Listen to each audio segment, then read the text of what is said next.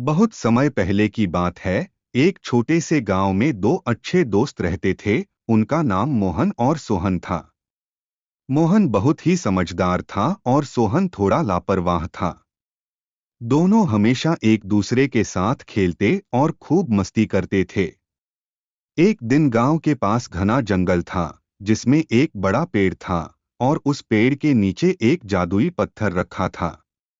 कहते थे कि उस पत्थर को अगर कोई सच्चे दिल से छुए तो उसकी कोई भी इच्छा पूरी हो जाती थी। मोहन और सोहन ने सुना कि उस पत्थर को छूने से वे जो चाहें वह पा सकते हैं। सोहन ने जल्दी से सोचा, मैं तो सबसे पहले वहां जाकर वह पत्थर छू लूंगा और फिर बहुत सारी सोने चांदी की चीजें ले आऊंगा। मोहन ने सोहन से कहा, सोहन, हमें सोने चांदी के बारे में नहीं सोचना चाहिए। हमें अपने दिल की बात सुननी चाहिए और किसी की मदद करनी चाहिए। लेकिन सोहन नहीं माना। वह अकेले ही जंगल में जाने के लिए तैयार हो गया।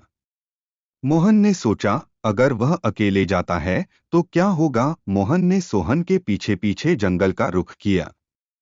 जैसे ही सोहन उस जादुई पत्थर के पास पहुंचा, वह उसे छूने ही वाला था कि तभी उसके पैर में एक कांटा चुभ गया और वह दर्द से चिल्लाया। मोहन ने तुरंत दौड़कर सोहन की मदद की, उसे कांटा निकाला और पानी पिलाया।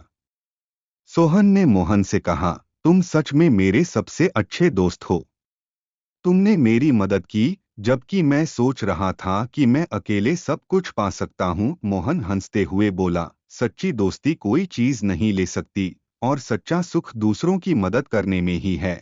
सोहन ने सोचा और फिर उसने मोहन से कहा, तुम सही कहते हो, अब मैं पत्थर को नहीं छूता, क्योंकि मुझे पता है कि सच्चा सुख दोस्ती में है, न कि चीजों में। तब दोनों दोस्त खुश हो गए और गांव लौट आए। उन्होंने यह समझ लिया कि असली खुशी दूसरों की मदद करने में और सच्ची दोस्ती निभाने में है।